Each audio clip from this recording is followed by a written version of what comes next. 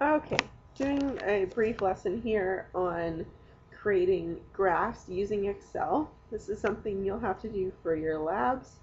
So if you're unsure how to do it at all or you need a refresher, this should lend you some tips. I already put some data here.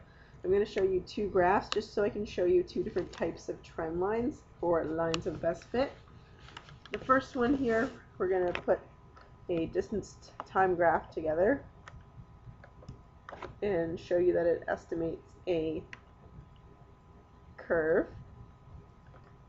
So here I'm going to highlight it, so I'm going to go to insert top page, and often people will think that they need to do a line graph, but we want to be able to create the line ourselves.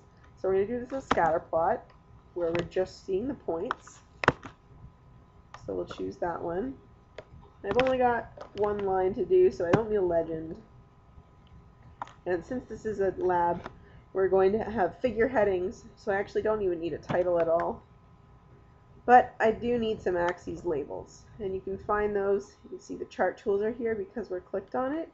If I switch to layout, I get some different options. So here's my axes titles. Fix my horizontal axis.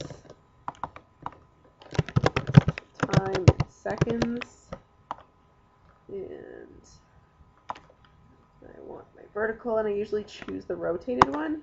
Feels a little strange to type on the first couple of times you do it, but you get used to it. Here's that distance in meters. And maybe I'm going to add some grid lines that are going in the vertical direction as well. So grid lines here. Primary vertical grid lines, just put the major ones on. You can add some more if you'd like. And now I need to find my line of best fit. And in this case, it looks like a curve. And we are looking at distance, and we're hoping it's a constant acceleration, so we're thinking to ourselves that this is probably going to be a parabola. So often people will put in this exponential trend line here, but it's not exponential. We want to make sure that we're putting in one for a parabola. So we have to click on more trendline options. And we want to choose polynomial of order 2 because that's a quadratic. You can see it's added my line there. And I don't really need to set anything else because it should go from the y-intercept right over, and you can see there's an estimate there. Remember, I just made up this data, so it's not necessarily the most awesome estimation. I just wanted to pick some data to quickly graph for you.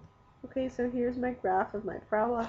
This is something I can now copy and paste into Word, and I can make it bigger when I put it in Word. You can even make it bigger here, right? You can just change the size, copy and paste it. We like putting in really large charts into our labs. Okay, so this is one we can now copy and paste and use. You guys can print it and use it to put on some tangents. And now I'll just quickly show you one that might be done with time and speed. Go through this a little bit quicker. Maybe add a graph. Here you can see the data is plotted. And I'm not going to worry about adding all of the labels and stuff because we already went over that. But just to quickly look at the other trend line options, we're going to add a linear line this time. Right, so it's just a straight line. So here you can see our estimate. And that line is clearly not going through any of the points. And that's good. And that's quite often the case where your line is not going to actually go through any of the points. It'll have a similar number above and below the line, but won't necessarily go through any of them. But I don't really like that this stops over here. I kind of want it to go all the way to the y-axis. So I'm going to have to look at some of the options. So I can go back into Trendlines and go to more options and get this page to come up. Or you should also be able to get to it by right-clicking on the line and going to Format Trendline. And what I want to do is make it kind of show me the prediction to the left of the points. So that's my backward, and this is done in seconds, so it's stopping at 2. I'm going to ask it to go 2 more to the left, and hit close. And there you can see now the line is actually going all the way to the left. So now I've got a better idea of what happens to my object and how the speed changes from the start to the finish.